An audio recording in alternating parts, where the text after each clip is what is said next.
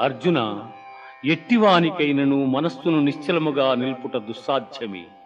అయినను దానిని అభ్యాస వైరాగ్యముల చేత నిరోధింపవచ్చును.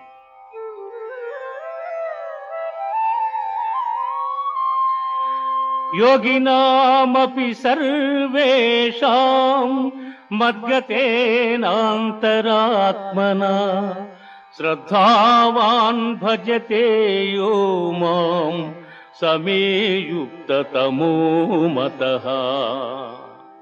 అర్జున, పరిపూర్ణమైన విశ్వాసముతో నన్ను ఆశ్రయించి వినయముతో ఎవరు సేవించి భజింతురో వారు సమస్త యోగులలో ఉత్తములు.